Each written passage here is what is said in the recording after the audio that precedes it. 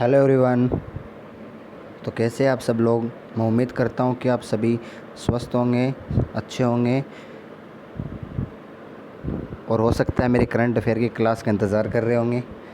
तो स्वागत है आप सभी का एक बार फिर से करंट न्यूज़ एनालिसिस जो लेके आया हूं मैं सचिन चौधरी और हमारे चैनल जो कि MSIS 360 डिग्री कवरेज। यहाँ पे हम कोई भी टॉपिक हो, कोई भी क्वेश्चन हो करंट अफेयर का, उसको हम 360 डिग्री कवर करने की कोशिश करते हैं डायग्राम के माध्यम से, पिक्टोरियल वे के थ्रू, टेबुलर फॉर्म वे के थ्रू समझाने की कोशिश करते हैं आपको क्वेश्चन के आंसर को और उसके डिटेल में समझाते हैं। तो चलिए शुरुआत करते हैं बिना टाइम गवाए आज के थॉट के साथ। ये थॉट ऑफ द डे है जो कि नेल्सन मंडेला के द्वारा दिया गया है। Nelson Mandela, a winner is a dreamer who never gives up. Nelson Mandela ji के द्वारा कहा गया ये थॉट बहुत ही आपके जीवन में काम आएगा कि विनर वो होता है जो एक ड्रीमर होता है, जो कभी भी क्विट नहीं करता। ए winner is a dreamer who never gives up. देखिए स्टूडेंट्स, कभी भी अगर आपके लाइफ में कोई भी सिचुएशन ऐसी आए जो आपको लगे कि हाँ अब इसको क्विट कर देना चाहिए, अब मेरे बस की बात नहीं है, वही समय होता है जब आपको अपने आप से ये क्वेश्चन पूछना चाहिए कि मैंने शुरुआत क्यों की थी, मैंने शुरू ही क्यों किया था कि मैं इसको छोड़ूं। जब तक मत छोड़ो जब तक नहीं उसको आप पा लेते। जब तक तोड़ेगा नहीं तब तक छोड़ेगा नहीं, ये आपके माइंड में एक धुन होनी चाहिए। तो चलिए शुरुआत करते हैं इसी थॉट ऑफ द डे के साथ पहले क्वेश्चन की कि who flagged of first supply of used cooking oil based biodiesel blended diesel.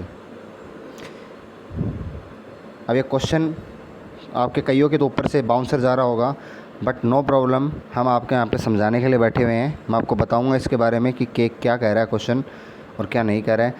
Option देख लीजिए, इसके हिंदी में भी पढ़ लीजिए आप कि किसने यूज्ड कुकिंग ऑयल आधारित बायोडीजल मिश्रित डीजल की पहले आपूर्ति को हरी झंडी दिखाई है। ऑप्शन ए। अब इसका आंसर वही दे सकते हैं जिनको मालूम होगा कि पेट्रोलियम मिनिस्टर कौन है, हमारे petroleum and natural gas minister, वही बता सकते हैं। Option A Ravishankar Prasad, option B Dharmendra Pradhan, option C Amit Shah या फिर ऑप्शन डी प्रकाश जावड़ेकर।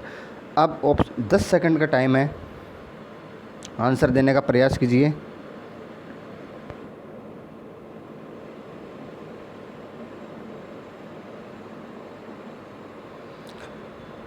चलिए वक्त हो चला है आंसर को रिवील करने का। तो इस क्वेश्चन का जो आंसर है, इस क्वेश्चन का आंसर ऑप्शन बी धर्मेंद्र प्रधान इसका आंसर होने वाला है। वो हमारे पेट्रोलियम नेचुरल गैस मिनिस्टर। अब ये हरी झंडी किस चीज़ के लिए दे दी, क्या कर दिया, इस क्वेश्चन में सारी बात बताऊंगा। सबसे पहले तो बेसिक बात हम शुरुआत करते हैं बेसिक से, जो कि फ्यूल। अब हमें सबको पता है फ्यूल ईंधन होता है। फ्यूल हम किचन में भी यूज़ करते हैं, फ्यूल गाड़ियों में भी यूज़ होता है, इज़न्ट इट। अब फ्यूल को दूसरे शब्द में अगर हम कहें तो हाइड्रोकार्बन भी कह सकते हैं। जनरली फ्यूल हम देखा जाता है अलग अलग प्रकार से, जिसमें से सबसे जो पहला पार्ट है वो CH4 मीथेन, जिसको हम कहते हैं केमिस्ट्री की भाषा में CH4 मीथेन। जनरली इसमें क्या होता है, CO2 प्लस H2O मिला होता है। क्या होता है CO2 प्लस H2O, एक तरीके से ईंधन के यूज़ में होता है। अब जनरली अगर हम इसको ईंधन के यूज़ में करेंगे तो हम इसको नेचुरल गैस कह देंगे, ओके। उसको हम CNG का रूप कहते हैं। क्या कहते हैं, CNG। जो किचन में हम गैस सिलेंडर यूज़ करते हैं वो CNG एक तरीके से, गॉट इट। कई बार गाड़ियों में भी हम गैस सिलेंडर का यूज़ करते हैं, compressed natural gas CNG। Gas को क्या करते हैं, कंप्रेस करके एक तरीके से उसको यूज़ कर लेते हैं।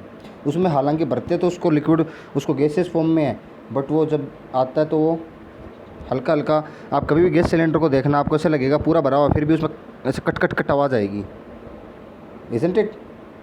तो वही कारण है इसका कि गैस को बहुत हाई प्रेशर के साथ क्या कर दिया जाता है, कंप्रेस कर दिया जाता है। ये तो एक फॉर्म हो गया। दूसरा form LPG, liquefied petroleum gas, जिसका रेंज होता है C2H6 से लेके C4H10 तक इसका रेंज होता है। जो हम फ्यूल यूज़ करते हैं उसकी बात कर रहा हूँ, जो हाइड्रोकार्बन में जिसको हम कह सकते हैं। पेट्रोल की बात करें तो पेट्रोल जो होता है C5 से लेके S12 से C5H12 से लेके C12H26, और डीजल तो C90 तक पहुंच जाता है, उससे भी ज़्यादा रहता है, ये रहता है इसमें। अब ब्लेंडिंग किसको कहते हैं, ब्लेंडिंग का मतलब होता है मिक्स करना, मिश्रण करना। आपस में कोई चीज़ मिक्स करते हैं उसको इसकी भाषा में ब्लेंडिंग कहते हैं। तो ब्लेंडिंग ऑफ एथेनॉल, जब इथेनॉल को पेट्रोल में ब्लेंड किया जाता है, एथेनॉल को पेट्रोल में ब्लेंड किया जाता है, ये स्वीकृति किसने दी है? गवर्नमेंट के द्वारा ये स्वीकृति मिल चुकी है। और ये इसमें इस ब्लेंडिंग को करने के बाद में जो नया पेट्रोल, जो न्यूली फाउंड पेट्रोल जब उसमें मिलता है उसको हम कहते हैं बायोफ्यूल या फिर बायो पेट्रोल। उसी को बायोफ्यूल या बायो पेट्रोल कहते हैं। एक बार फिर से बता देते हैं, वैसे तो आप वीडियो को चाहे पीछे करके भी देख सकते हैं, लेकिन फिर भी आपको बता दें कि जब एथेनॉल को पेट्रोल में जब मिक्स किया जाता है और उसमें से जो नया पदार्थ निकल के आता है उसको हम कहते हैं पेट्रोल, उसको हम कहते हैं बायोफ्यूल एंड बायो पेट्रोल कहते हैं उसको। तो ये चीज़ें आपको सबसे पहले समझनी थी। अब इसमें ये एक टर्म आई हुई है, देखिए जी, इसमें एक चीज़ है यूज़ कुकिंग ऑयल। अब एक बारी मैं कहता हूँ आपको, यूज़ की जगह रीयूज़ कुकिंग एक आता है। जब हम कभी, जैसे हमारे किचन में हम जिस तेल से हम पूड़ी तलते हैं या कुछ भी समोसे वगैरह बनाते हैं, कोई कचौरी बनाते हैं, पूड़ी तलते हैं या कुछ भी अपन तलते हैं उस चीज़ से, तो वो यूज़ हो गया ऑयल। उसी ऑयल को कैसे फिर से आगे यूज़ करें, वो चीज़ मैन है, वो चीज़ आपको समझनी है। तो उसको हम किस में यूज़ करना चाहती है गवर्नमेंट? उसको डीजल के फॉर्म में यूज़ करना चाहती है। तो आप पूछेंगे कि सर क्या डीजल में हम ऐसे उसको यूज़ कर लेंगे? कि आप मत यूज़ करने लग जाना घर पे डायरेक्ट। उसके प्रोसेस होते हैं, काफ़ी प्रोसेस के बाद में इसको यूज़ किया जाएगा। अब इसके लिए एक टर्म है रुको। रुको का मतलब रुकना नहीं, रुको। Repurpose used cooking oil, repurpose used cooking oil, इसको कैसे फिर से यूज़ कीजिए, वो चीज़ है। ये साइकिल है बायोडीज़ल की, देख लीजिए, ये है साइकिल। सबसे पहले ऑयल क्रॉप से फोटोसिंथेसिस के प्रोसेस से seeds extraction of crude vegetable oil, फिर उसको रिफाइन करते हैं, रिफाइंड वेजिटेबल ऑयल, फिर उसमें अल्कोहल भी मिक्स होती है तो उसको स्ट्रेटिफिकेशन कहते हैं, ग्लाइसरॉल और बायोडीज़ल। और ये बस में यूज़ हुआ है लास्ट में, देखो व्हीकल्स में कैसे यूज़ होता है वो चीज़। तो ये चीज़ें हैं। अब इसमें होगा क्या, इसमें ये जो हमारे डे टू डे लाइफ में यूज़ करने वाला ऑयल होता है, इसको ट्रांसपोर्ट किया जाएगा। उसके बाद में इसको हीटअप करके, इसको मशीन के द्वारा इसको तैयार करके, इसको फ़िल्टर करके फिर जाके कहीं पे पेट्रोल, कहीं पे डीजल में यूज़ होगा। ये है इस क्वेश्चन का मतलब। तो मेरे ख्याल से जितना मैंने आपको समझाने की कोशिश की और फिर भी समझ में नहीं आया तो वीडियो को थोड़ा बैक करके देख लीजिएगा, आपको सारी चीज़ें समझ में आ जाएंगी। इस क्वेश्चन में इतना था। आज का होमवर्क का पहला क्वेश्चन, अब मैं सेशन अपना 25 से 30 मिनट तक का ही रहने वाला है। होमवर्क का पहला क्वेश्चन लिखिएगा। अब बायोफ्यूल की बात हुई तो पूछ लेते हैं आपसे, वर्ल्ड बायोफ्यूल डे कब सेलिब्रेट किया जाता है? World biofuel day is celebrated on which date? ये होमवर्क का है क्वेश्चन, इसको कमेंट बॉक्स में ज़रूर लिखिएगा। बढ़ते हैं दूसरे क्वेश्चन की ओर। Recently who is appointed as director of Indian Institute of Rice Research? हाल में भारतीय चावल अनुसंधान संस्था के निदेशक के रूप में किसे नियुक्त किया गया है? Option A Samba Masuri, option B R M Sundaram, option C TV. Shankar या फिर ऑप्शन डी सोनू सांगवान। बताइए इस क्वेश्चन का आंसर। 10 सेकंड का समय शुरू हो चुका है।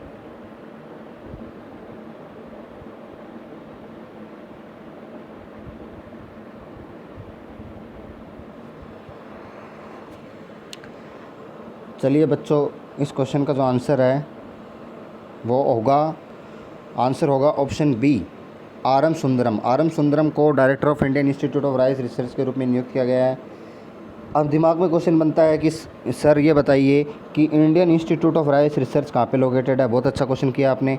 इस क्वेश्चन का अगर क्वेश्चन आपके माइंड में चल रहा है तो इसका आंसर मैं बता देता हूँ आपको कि Indian Institute of Rice research located है तेलंगाना की कैपिटल हैदराबाद में। तेलंगाना हैदराबाद का हमने कल परसों डिस्कशन किया है, याद कीजिए। वहाँ पे 8 लाइन के कोरोना हो गया है, याद कीजिए। तो वहाँ पे Indian Institute of Rice research का हेडक्वार्टर है। अभी इसको फाउंड कब किया गया था? Indian Institute of Rice research 1965 को इसको फाउंड किया गया था।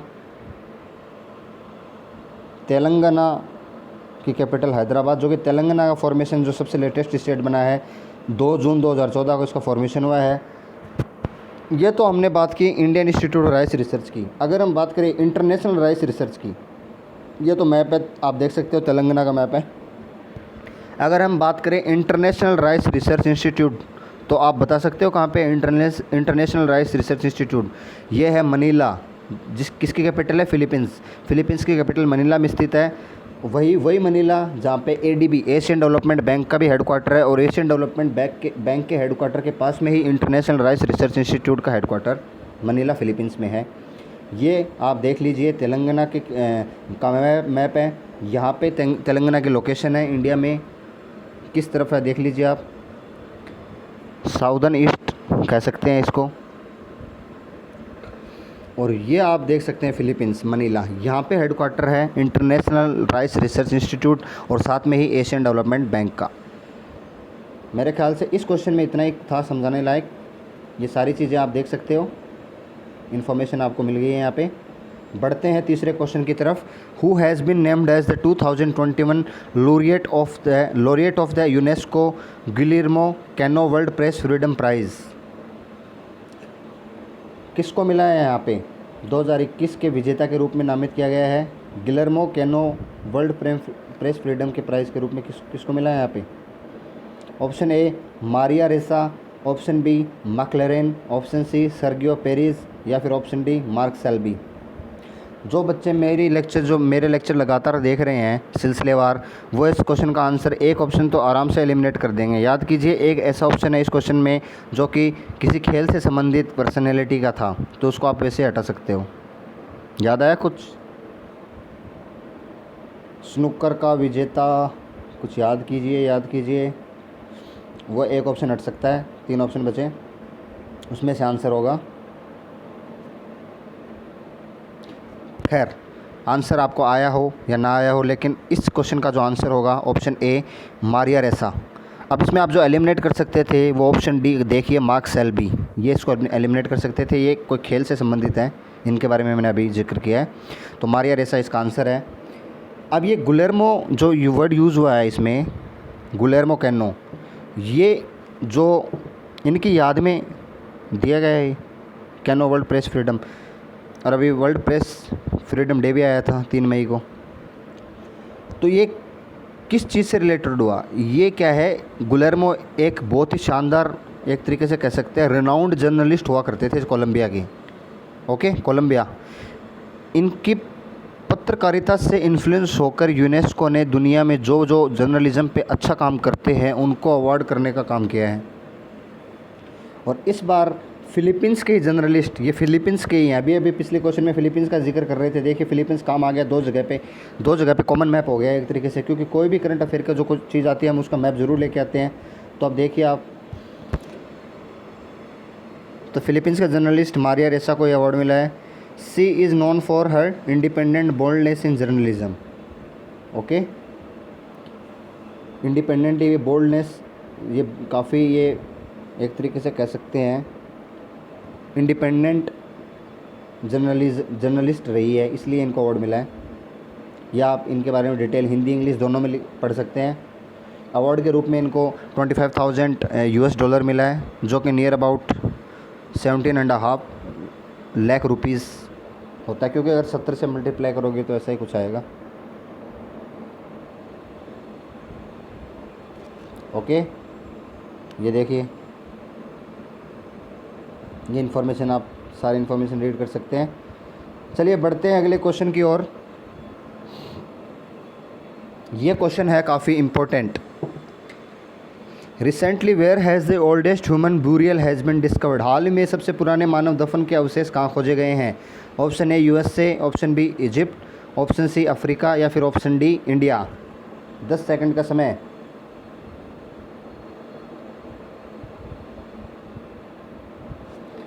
चलिए, वक्त हो चला है आंसर बताने का। इस क्वेश्चन का आंसर ऑप्शन सी अफ्रीका होगा। ओल्डेस्ट ह्यूमन ब्यूरियल यहाँ पे मिला है। और अफ्रीका में भी कहाँ मिला है? केन्या में मिला है। कहाँ मिला है? ये देखिए, केन्या में मिला। कितने साल पुराना मिला है? 78,000 ईयर ओल्ड, 78,000 साल पुराना। बहुत बड़ी बात है। अब एक चीज़ याद कीजिए, 2-3 दिन पहले मैंने आपको बताया था ज़्यादा से ज़्यादा जो मम्मी मिली थी, एक मम्मी मिली थी इजिप्ट की मम्मी, जिसको पोलैंड के जो साइंटिस्ट उस पर काम कर रहे थे उन्होंने बताया था कि 2,500 साल पुरानी। अब ये सोचिए आप, 2,500 साल पुरानी तो वो थी, 78,000 साल पुरानी ह्यूमन ब्यूरियल मिली है। सोच सकते हो। और वैसे भी अफ्रीका को तो हम किस चीज़ के लिए जाना जाते हैं? Africa is known as cradle of mankind, of human civilization. Africa is known as cradle of mankind. और केनिया की कैपिटल नैरोबी, केनिया की कैपिटल है नैरोबी, वहाँ पे मिली है। रिकॉर्ड ब्रेक हो गया है 78,000 साल पुरानी ब्यूरियल, जो 3 साल के बच्चे की है, 3 साल के बच्चे की ब्यूरियल मिली है यहाँ पे। जिस जगह पे मिली है उस जगह का स्पेसिफिक नेम है, ये आप देख लीजिए, केनिया का मैप है, उस प्लेस का नाम है, आप ये देख सकते हैं, पंगा ए सईदी। क्या है? पंगा ए सईदी, ये जगह है। पूरा वर्ल्ड के मैप में, ग्लोब में देख सकते हैं, मैंने एक ग्लोब में एक आपको स्क्वायर बॉक्स दिखेगा रेड कलर में, ये लोकेशन जूम है, ये फुल स्क्रीन की लोकेशन है, और यही लोकेशन को जूम इन करके ये यहाँ पे पंगा ए सईदी आप देख सकते हैं।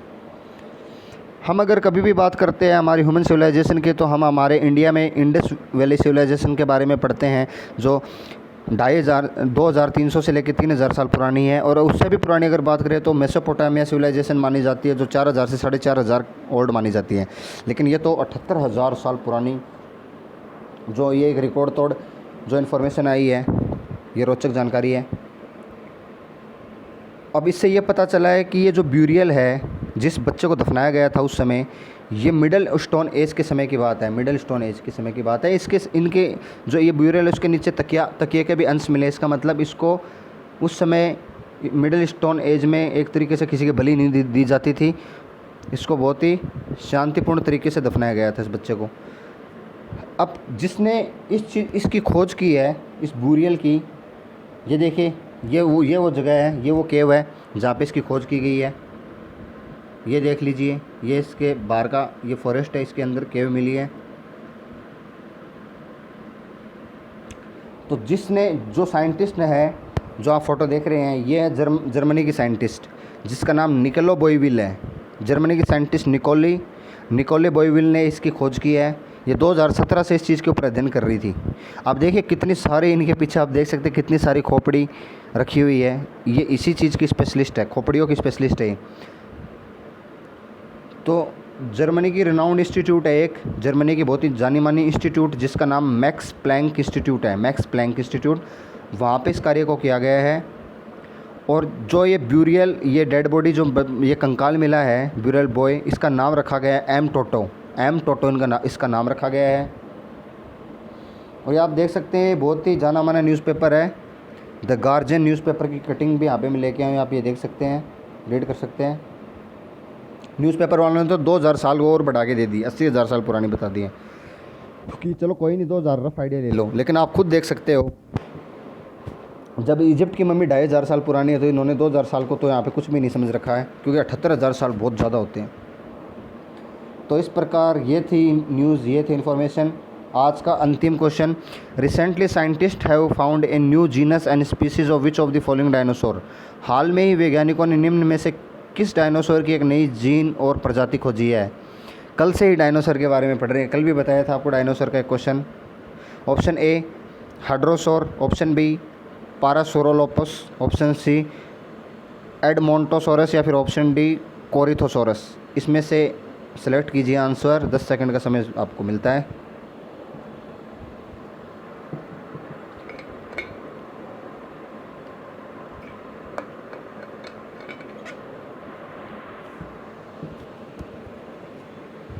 चलिए आंसर बताने का वक्त हो गया है। Option A hydrosaur. क्या है? हाइड्रोसोर। अगर आपको कल याद हो तो हमने डिस्कस किया था 100 मिलियन ओल्ड, 100 मिलियन ओल्ड। हमने क्या, किसके बारे में खोज की थी? डायनासोर के बारे में हमने बात की थी। मतलब यानी कि 10 करोड़ साल पुराना जो डायनासोर, जिसका नाम सोरोपोड्स था, वो सोरोपोड्स था, जिसकी गर्दन लंबी थी। ये हाइड्रोसोर है। कल जो मिला था वो मेघालय की हमने बात की थी, और ये जो मिला है वो जापान में मिला है। स्टूडेंट्स, जापान का मैं अब तो दिखाऊंगा बाद में। एक बार इस डायनासोर का आप देखिए, इसकी गर्दन ज़्यादा लंबी नहीं होती, और हमने कल पढ़ा था सोरोपोड्स, उसकी गर्दन थी ज़्यादा लंबी। ये देखिए, ये स्ट्रक्चर है इसका, ये है वो डायनासोर, आप देख लीजिए। और भी इमेजेस में लेके आया हूँ। इसका कंकाल मिला है एक तरीके से, इसका कंकाल मिला है। ये देखिए, ये है प्रजाति। ये क्यों विलुप्त हो गई डायनासोर, या आज तक एक रहस्य बना हुआ है, एडिग्मेटिक फैक्ट बना हुआ आज तक। तो यही थी इन्फॉर्मेशन। अब जापान के बारे में बात कर लेते हैं। जापान को हम कंट्री ऑफ राइजिंग सन के रूप में जाने जाता है, क्योंकि जापान ईस्ट में लोकेटेड है। जापान जिस जगह पे लोकेटेड हो अटलांटिक ओशियन में लोकेटेड है। जापान के जो प्राइम मिनिस्टर हैं वो योशिहिदे सुगा हैं, जो किसकी जगह पे बैठे हैं, जो पहले के जो प्राइम मिनिस्टर शिंजो अबे हैं उनकी जगह पे योशिहिदे सुगा अपॉइंट हुए हैं। और जापान के किंग की बात करें तो नारुहितो वहाँ के किंग है, जो किनके सन है, अकीहितो के बेटे हैं नारुहितो। ये जापान के बारे में विशेष बात यह है कि जापान में जो आइलैंड हैं वो आम तौर पर 4 आइलैंड है, मैं आपको 5 आइलैंड बताऊंगा। होक्काइडो सबसे नॉर्थ में देखिए, होक्काइडो, सी ऑफ ओक्सोक, इसके नीचे होक्काइडो वाइट कलर में लिखा होक्काइडो, होन्शु, शिकोकू, कोइशु, ओकिनावा, ये है ओकिनावा, रुक्यू आइलैंड के नीचे ओकिनावा। तो ये सारी चीज़ें मैंने आपको जापान के बारे में बता दी हैं। तो आज का करंट अफेयर का शो होता है यहीं पे समाप्त। Thanks for watching. Do like, subscribe, press the bell icon to all and share as much as you can, and keep studying, keep learning, and keep coming regularly in my class. Keep visiting my class. Thank you and have a fantastic Friday.